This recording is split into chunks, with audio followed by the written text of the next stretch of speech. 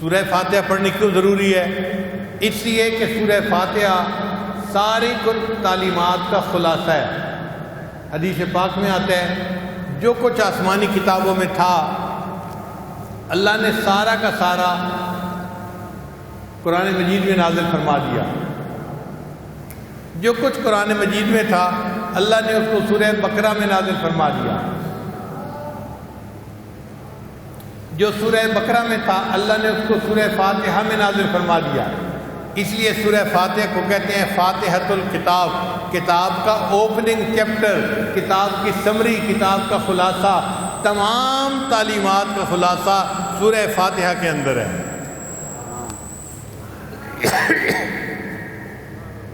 اس لیے اللہ نے سورہ فاتحہ کا پڑھنا نماز کے اندر ضروری قرار دیا۔ نبی اسلام نے ارشاد فرمایا لا صلاۃ الا بفاتحۃ الکتاب، نماز سورہ فاتحہ کے بغیر نہیں ہوتی۔ چنانچہ یا تو مقتدی خود پڑھتا ہے یا مقتدی کی طرف سے امام پڑھتا ہے، پڑھنی ضرور ہوتی ہے۔ اب ذرا سورہ فاتحہ کے معنی پر بھی غور کر لیجئے کہ سورہ فاتحہ میں ہم کیا پڑھتے ہیں؟ ہم پڑھتے ہیں الحمدللہ رب العالمین، سب تعریفیں اللہ کے لیے ہیں جو جہانوں کا پروردگار ہے، اور واقعی تعریفوں کا حقدار تو صرف اللہ ہی ہے۔ تو ہم نے اپنے رب کی تعریف کی۔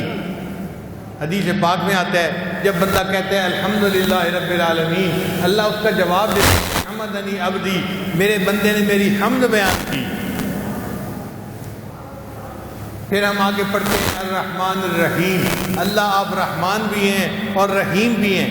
یہ دونوں صفتیں اللہ کی صفت رحمت سے بنی ہیں، مگر دو الگ الگ نام ہیں، رحیم الگ نام ہے اور رحمان الگ نام ہے۔ تو دو نام کیوں لائے گئے؟ ایک نام کافی تھا۔ علماء نے جواب لکھا کہ دیکھو، ایک ہوتا ہے کسی بندے کا امیر ہونا اور دوسرا ہوتا ہے کسی بندے کا سخی ہونا، یہ الگ الگ صفات ہیں۔ کئی بندے امیر بڑے ہوتے ہیں مگر کنجوس مکھی چوس ہوتے ہیں، امیری کس فائدے کی؟ کئی لوگ بڑے سخی ہوتے ہیں، پلے کچھ نہیں ہوتا، ان کی سخاوت کس فائدے کی؟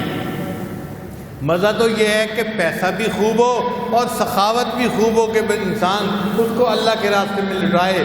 ہم کہتے ہیں الرحمن الرحیم، اللہ آپ کی رحمت کے خزانے بھی بے انتہا ہیں اور آپ کی رحمت اپنے اور پرائے ہر ایک کے اوپر خرچ ہو رہی ہے۔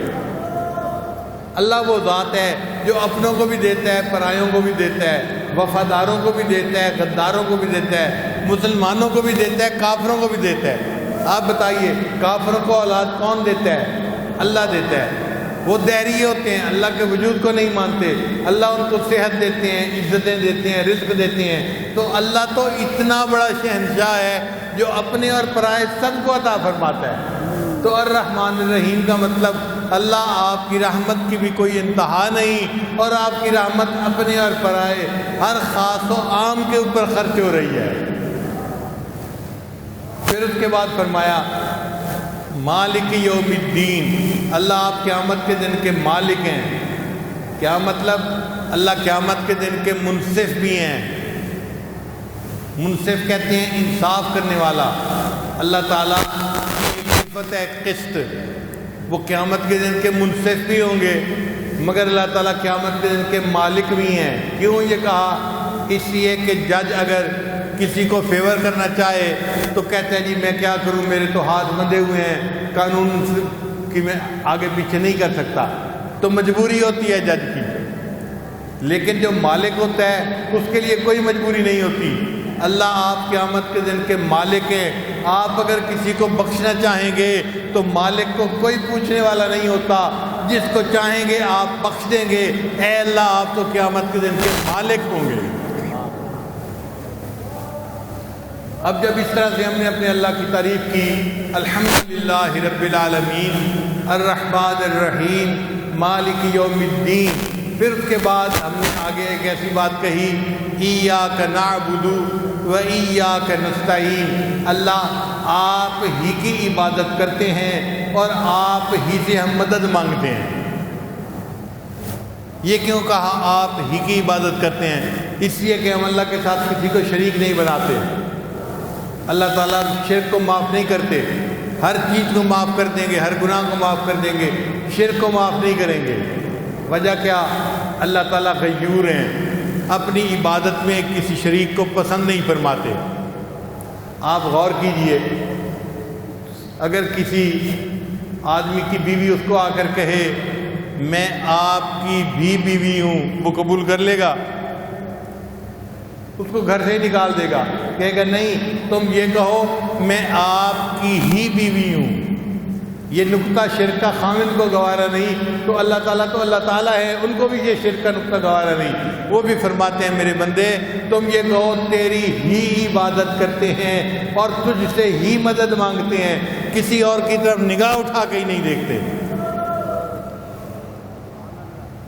اب جب ہم نے یہ الفاظ کہہ دیے ایاک نعبد و ایاک نستعین، تو اس کے بعد اللہ نے کہا اچھا میرے بندو جب تم مجھ سے مدد مانگتے ہو تو اب پوچھو تم مجھ سے چاہتے کیا ہو؟ تو ہم نے پھر اللہ کے سامنے فریاد کی اہدنا الصراط المستقیم، اللہ ہمیں سیدھا رستہ دکھا دیجئے۔ یہ اصل مقصد ہے کہ بندہ ہدایت چاہتا ہے اللہ سے، اللہ ہمیں سیدھے رستے پر رکھنا۔ اے میرے بندے تو چاہتا کیا ہے؟ ہدایت چاہتا ہے۔ اچھا میرے بندے تجھے پتہ ہے ہدایت کا راستہ کیا ہوتا ہے؟ آسان طریقہ تھا، اللہ کہہ دیتے صراط القرآن والحدیث، قرآن اور حدیث کے راستے کی رہنمائی فرما۔ اللہ فرماتے ہیں نہیں، تم یوں دعا مانگو صراط الذین انعمت علیہم، اے اللہ ان بندوں کا راستہ دکھا جن پر تیرا انعام ہوا، جو تیرے انعام یافتہ بندے تھے، تاکہ ہم ان کے نقش قدم پر چلیں، ہم ان کی تقلید کریں اور ہم انعام یافتہ بندے بھی بن جائیں۔ اور اللہ کچھ ایسے بندے تھے جن پہ تیرا غضب ہوا یا دو گمراہ ہوئے، ان کا راستہ میں نہ دکھانا،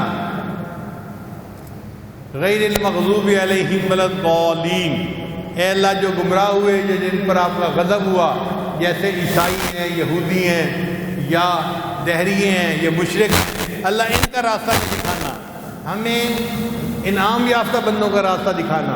انعام یافتہ بندے چار ہوتے ہیں، اللہ قرآن مجید میں فرماتے ہیں انعم اللہ علیہم من النبیین والصدیقین والشہداء والصالحین، یعنی چار کی پیروی کرنی ہے اور چار کے راستے پہ ہم نے نہیں جانا۔ تو یہ دیکھیے سورہ فاتحہ کتنی کامل صورت ہے جس میں ہم اللہ تعالیٰ سے مدد بھی مانگتے ہیں، ہدایت بھی مانگتے ہیں، اللہ تعالیٰ ایسے بندے کو ہدایت عطا فرما دیتے ہیں۔ ویڈیو کے نیچے سبسکرائب کے بٹن پہ کلک کریں، بیل کے آئیکن پہ کلک کیجئے تاکہ ہر نئی ویڈیو کی نوٹیفیکیشن آپ کو مل جائے۔